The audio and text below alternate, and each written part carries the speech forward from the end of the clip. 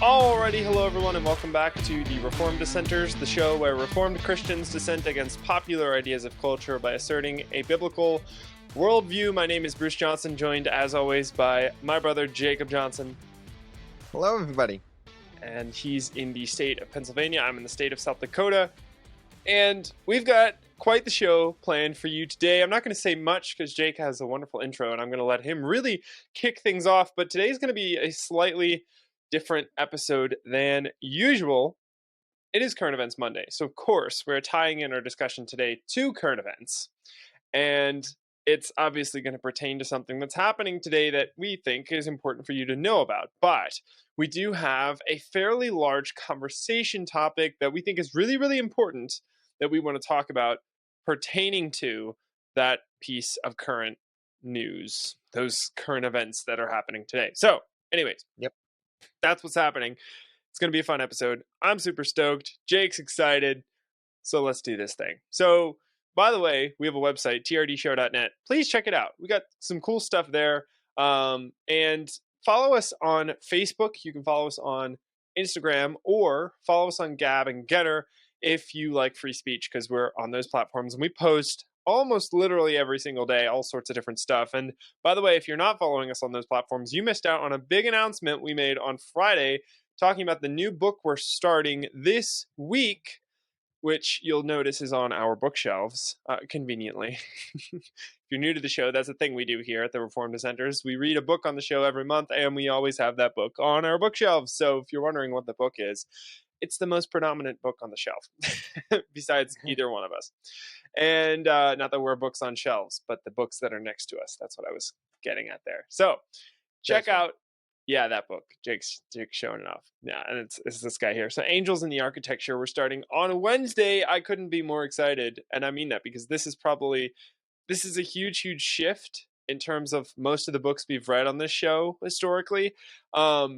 And it's super, super exciting. So more on that on Wednesday. Anywho, send us an email, trdshow@protonmail.com. If you're excited about this book and you're, wondering, hey, what is this? Or where can I get a copy of this? Or, hey, you guys are wearing ties. What's with that? All that kind of stuff. Send us an email, trdshow@protonmail.com. We'd love to hear from you. So, before we get into our current events today, talking about and discussing this piece of current events, which is shrouded in mystery by this point, we have to do what we always do, which is talk about our verse of the week. And it's actually one verse this week. Surprise! So we didn't do the usual. I know, we managed to restrain ourselves and not do like 3 verses. So, but that doesn't mean that this verse is any less powerful than anything we've done before. In fact, this verse is actually one we have covered historically, but now we want to take a slightly different angle on it and tie it in with the rest of the context, a little bit more context of this particular chapter we're about to discuss. Massive, massive verse. This is probably one of the most hopeful verses of victory for the Christian and the king that we serve in the whole Bible. So our verse this week, whole week, is Daniel 7, verse 14. Here we go. It says, "And to him," meaning Christ, "was given dominion and glory and a kingdom, that all peoples, nations, and languages should serve him. His dominion is an everlasting dominion, which shall not pass away, and his kingdom one that shall not be destroyed." And again, that's Daniel 7, verse 14. So that reference, the only 2 references, because you want to memorize God's favorite Bible verse, Psalm 110, verse 1. But if you're going to memorize another reference, this is the one to memorize. This is the most potent, powerful verse of hope in terms of the kingdom and dominion and glory. That message, this verse is just incredible for that. And what's fascinating is that we see this dominion, this power, this glory, this kingdom. We have a timeline as to when that was given to Christ, right? Back in Psalms chapter 2, we see God says, "Ask of me, and I will make the nations your inheritance." Then we see the devil, when he tempts Christ and says, "Hey, worship me, and I'll give you all these kingdoms." And what does Christ say? He says, "Worship no one but God." He doesn't deny the fact that the devil had all of those kingdoms, had power over those things. But then what do we see after Christ's death and resurrection? We see all authority in heaven and on earth has been given to Christ. That was the pivotal point in history. That was when God made the nations his inheritance. That was when this verse in Daniel 7:14, this passage was fulfilled. This passage was it became a reality, right?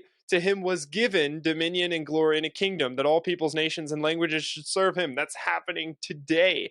And you might be wondering, you might notice over the past couple of weeks, we've had this dominion theme. That's for a reason. We've been spending a lot of time talking about dominion, and maybe you're like, why are they doing that? Maybe you didn't even notice. So if you didn't notice, there you go. We've been purposefully spending a lot of time talking about dominion for a reason. One of those reasons is because as Christians, it's our responsibility to understand what dominion is and how we're supposed to take dominion on this earth, and understand first and foremost that we are supposed to take dominion. What does that look like, though? What's fascinating is that a little further down in this chapter, in Daniel chapter 7, verse 27, we see these words: "And the kingdom and the dominion and the greatness of the kingdoms under the whole heaven shall be given to the people of the saints of the Most High. His kingdom shall be an everlasting kingdom, and all dominions shall serve and obey him." And that's Daniel 7:27.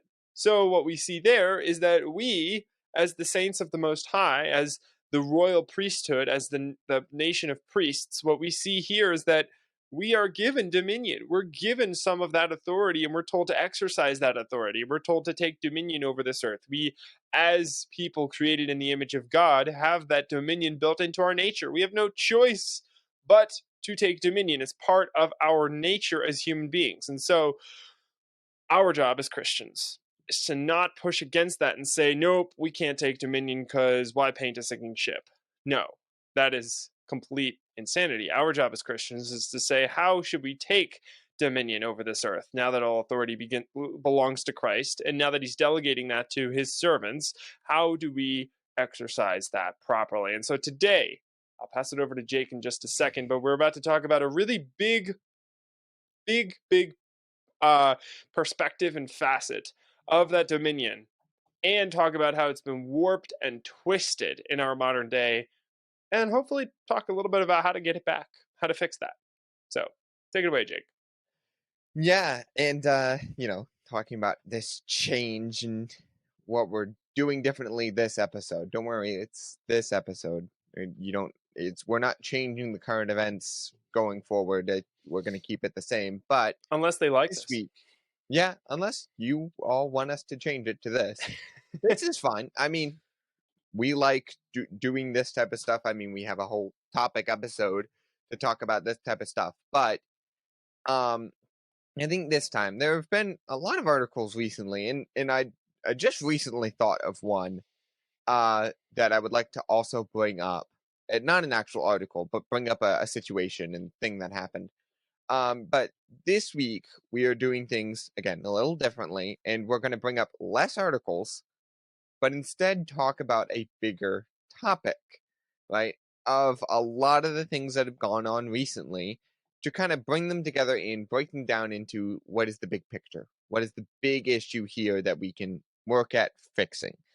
Now, kind of set this up, I want to quickly remind you and take you back to what I had said a couple weeks ago. I don't know how many exactly, but when the Republican Party, I had said before, when the Republican Party gets a win, the left just jumps all over them, as if as if the right wins all the time, and they are just controlling everything. They said it when we got a win with Roe v. Wade. They said it was a right-controlled Supreme Court, which is not true.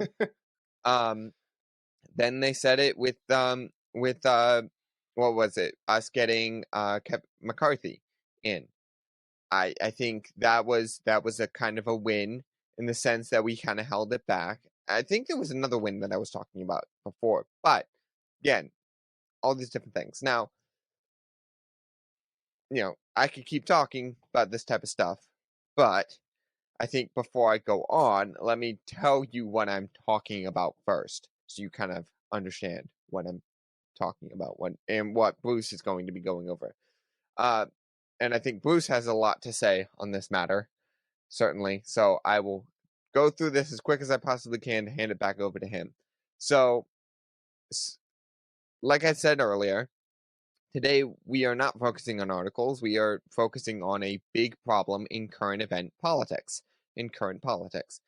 And that problem is feminism. However, there are several facets that can be explored. There are several arguments, several different areas of this feminism that we could take and talk about. But, and I think Bruce will go into some of them. I will go into some of them as well. I want to, in what brings this up, and let me quickly bring up the article that I kind of want to discuss. This is brought up because of what happened most recently with Rashida Tlaib in Try saying Congress. that 5 times fast. Yeah, I think she's in the House. Yeah, McCarthy was elected to the House, right? He's the Speaker of the House. Oh, I Yeah, think yeah. so. Yeah. So, so I think this is the House, and this is all stemming off of the Squad.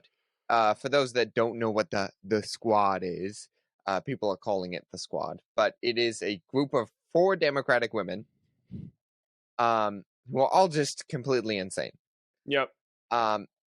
Obviously not in a good way, but but these 4 are, as mentioned before, Rashida Tlaib, Ilhan Omar, AOC, and Presley. Her last name is Presley. Is it Ayanna Presley? I was gonna say she needs a weird name if she's gonna fit into that. So Yeah, I yeah, don't know that Presley would make the cut. yeah. But her last name is Presley. But moving on to what happened is that during a congressional meeting where Ilhan Omar was being booted out of a committee seat because of all the Republicans now. The House is a Republican run. It is now a majority Republican. So they make these Not types that of that changes. means much, but Yeah, exactly. But they can change stuff. They can elect who goes to certain committee seats. And in response to Ilhan Omar being taken out and someone else being brought into this one committee seat, the committee seat doesn't even matter. So I'm not even going to bring that up. But Rashida Tlaib got up and gave a speech that if we weren't in such an emotional period, in an emotional age in America, it would have been seen as complete and utter hysteria. Just insanity. Just like complete and utter, just like, what is happening here? Why? Why? Of course, everybody else saw sympathy. Everybody else tried to give sympathy. Um, but Tlaib, just in the middle of her speech, just broke down crying, which, if this were to happen once, I think it kind of could have been like just written off and just been like, oh, okay, it happened one time, you know. yeah.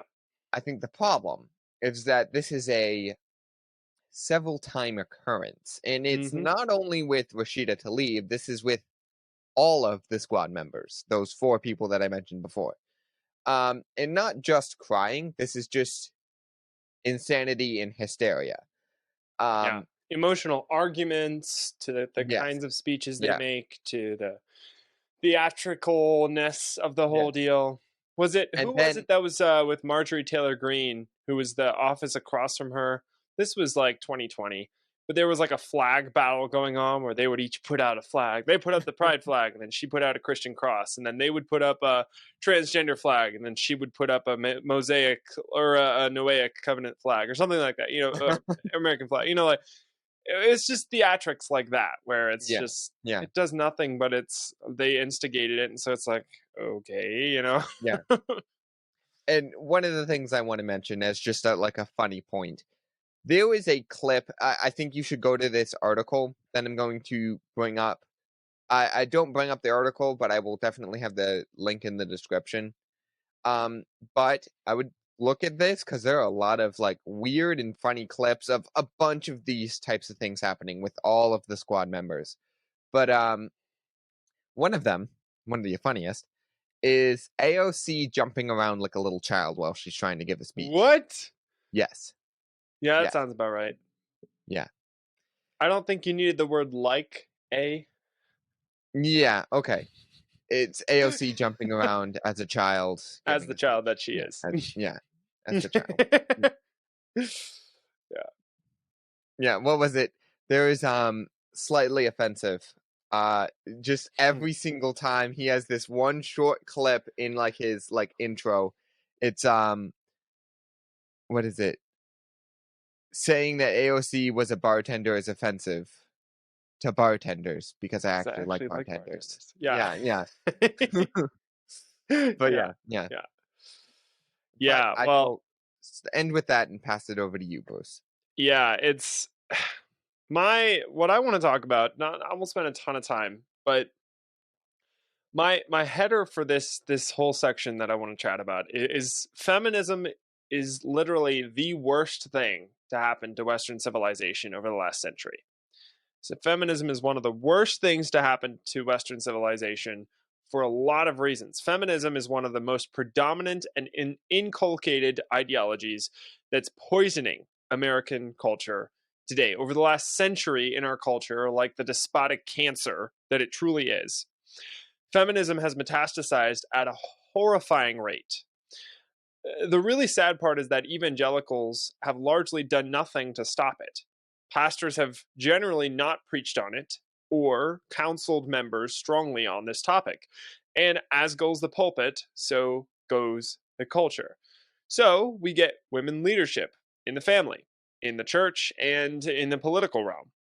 And as naturally follows, we get effeminate men in all those positions and more. This just, it exponentially increases. We get women leadership in all of these areas. And as follows, as a result of that, we get men who are effeminate and in those positions, in addition to several others where, hey, I don't have to take responsibility for the family, so I'm not going to take responsibility in these areas either. And that has bubbled into so much corruption today. We can't possibly overstate the ridiculousness, the trouble that has gotten us into as a culture today, the rot that has caused in America. Um, because men have allowed women to rule over them, they have lost the foundation of what it means to be a man, taking initiative, leading, and protecting those under their care. And we're going to talk a lot more about this throughout this episode as well. But that's kind of my introduction to this topic. Now, as a result of this, women leadership over a country on a political level, since that's kind of what we're tying this into current events, women leadership over a country is very clearly a sign of judgment over that country. Isaiah 3, chapter 3, verse 8 says, "For Jerusalem has stumbled, and Judah has fallen, because their speech and their deeds are against the Lord, defying his glorious presence." Verse 9 of that same chapter goes on and says, "Woe to them, for they have brought evil upon themselves." And then finally, we see judgment from God because of this. And in verse 12, we find, "My people, infants are their oppressors, and women rule over them." So clearly, that's judgment from God for the evil that they've done in their nation. He gives us women rulers. And that was meant to just blow people away at the time. I mean, infants are their oppressors, and women rule over them. That was meant to put these people to shame. It should put us to shame today, but it isn't, because our culture has been so immersed in the lie of feminism, the ridiculousness, irrationality of feminism. And we've allowed that to taint so much of what we do. So I'll get into gender roles and biblical authority established from creation a little bit later. But I'll pass it back to Jake for now, just to kind of continue down this train of what's happening. And then we'll circle back around to this a little bit later. So what I want to bring up is it is different than this other article.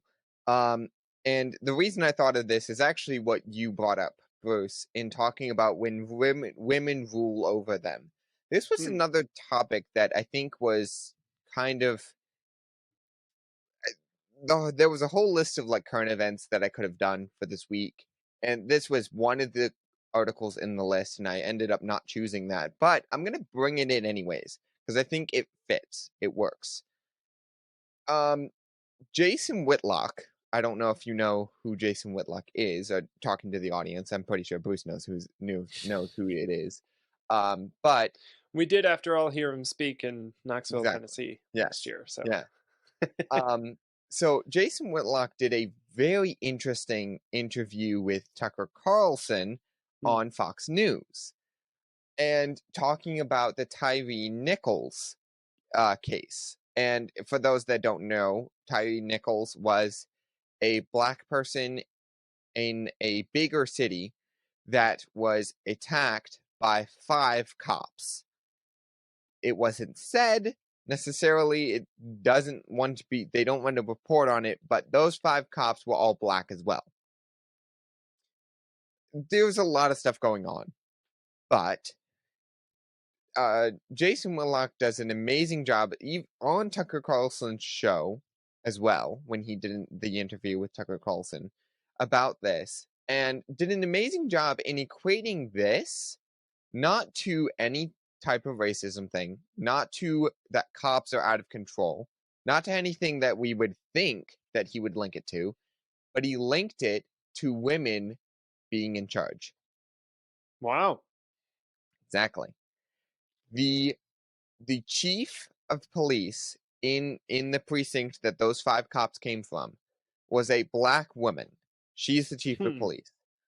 Wow. And he does an amazing job tying it together. And I think you definitely should go try and find, first of all, his interview with Tucker Carlson, but on the Blaze they have his whole talk Hmm. on his show, and I would go to that as well. It's Yeah. amazing and how he correlates it and makes the connection. But Wow.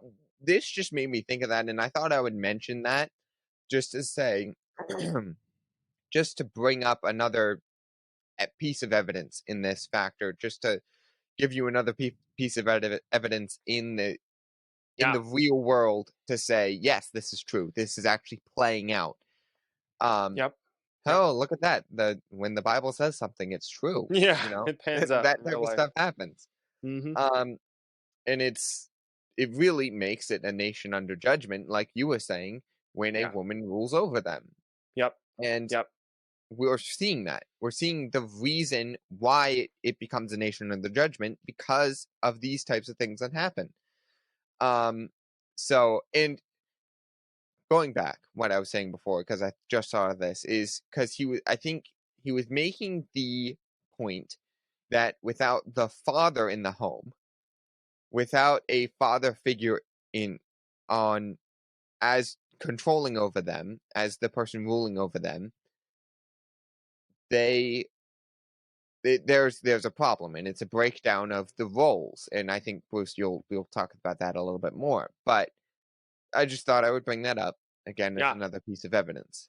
Again, but go check out Jason Whitlock's show, and also look at his interview on Fox News on Tucker Carlson's show, Yep. because that was really good. Yeah. And what we need are more people who acknowledge the patriarchy as not being something evil, but is extremely biblical. I mean, you have the original patriarchs, Abraham, Moses, you have all of those original patriarchs, which just means father rule. That's what patriarchy means. Um, but you need Christians who understand what that actually means. And we're not weak about it. It's Zachary Garris has a wonderful book. It's on Cam Plus if you just want to listen to the audio version. Physical book is like that thick, but it's really really good. It's a fantastic book called Masculine Christianity, and he actually spends a lot of chapters in that book going it's like a full scale rebuttal against complementarianism. That's a big word. Now complementarians go against egalitarians, which is great. That's good, but they didn't do it in the right way. And one of the things that he reasserts is that we have gender roles and we have biblical ideas of biblical authority and hierarchy that were established from the creation order. That's where they come from. When Paul makes his argument about patriarchy and about gender roles and biblical hierarchy, he makes it from creation. In 1 Timothy 2, verses 11 through 15, we find an interesting justification of biblical gender roles. It says, "Let a woman learn quietly with all submissiveness. I do not permit a woman to teach or to exercise authority over a man. Rather, she is to remain quiet. For Adam was formed first, then Eve. And Adam was not deceived, but the woman was deceived and became a transgressor. Yet she will be saved through childbearing, if they continue in faith and love and holiness with self-control." And again, that's 1 Timothy 2, 11 through 15. There's a lot more there. 1 Corinthians 11, 2 through 16 talks about this as well. So check all of those out. But if you're looking for more information on this topic, check out a book that I was just mentioning, Masculine Christianity by Zachary Garris. Wonderful book on this topic. But I wanted to bring this up because it's not enough for us to just say, well, it's not enough for us to just be complementarians. It's not enough for us to just say men and women complement each other in these wonderful ways and they should just be equal in the household and they should do. No, that's not going to work. That was an ineffective attack. That was an ineffective rebuttal that came up over the last century, trying to attack egalitarians and feminism, and complementarianism it failed. It was like a whimper from a dying animal that did nothing, really. It was just vapor. So we need something much, much more substantial. And so for that, we go right to the Bible. And we find something far more substantial than complementarianism. Jake, before I move on, before I kind of wrap things up, was there another section you wanted to get to, or should I go into my final points? There are certainly a bunch of things that I could say. One of them being, especially with what you just said about the equal. I think, something that Doug Wilson has said is that, and I've said on the show before, is that the woman is submissive to the husband, the wife is submissive to the husband, but it doesn't mean they aren't equal. Right. Christ, you're the about Son, to make a really good point. Yeah. I've heard you make this before. This is really, really good. The Son, God the Son, submits to God the Father. Mm-hmm. But God the Son is equal with God the Father. Yep. The husband and the wife are equal, but the wife submits to the husband. It doesn't make them any less equal. Yes. Amen. They have different power. And another thing I want to say is that to think about it, like, give this some thought. When you think about it, the wife has an amazing gift and ability and power. God has given the wife amazing control because she has the control over a child.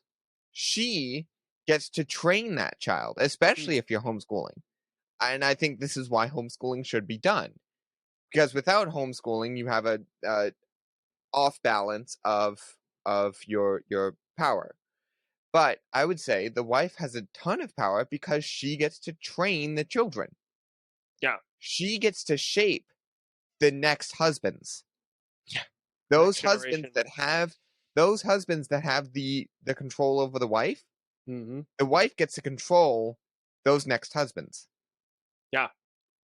That is amazing power right there. Of course, it has to be done biblically, which gives her another power. So I'll give that back to you, Bruce, but there is something to think about, Yeah. That's a really wonderful point to bring up. That's really, really good. So to round things out, we've qualified, we've balanced, we've discussed, we've gone back and forth. We've talked about the problem. We've talked about what's currently happening. We've tied in all of these different current events. What's the solution? How do we fix this? How do we get out of this hole? How do we repair whatever's left of this society that's been rotten to the core by the lie of feminism? We actually find an answer to that in the Bible, of course. Go figure.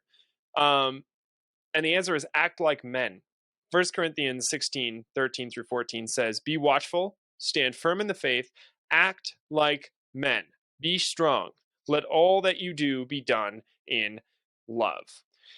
Acting like men means taking initiative, leading, protecting the weak and innocent, and taking dominion. We see in Genesis 2:15 that men are to be workers and protectors, along with everything else that falls under those umbrellas. And there's so much that goes into both of those categories. Notice also that in all of this, we are to act in love. As men, we act in love while doing all of those things, while taking initiative, while leading, while protecting the weak and innocent, and while taking dominion. We act in love.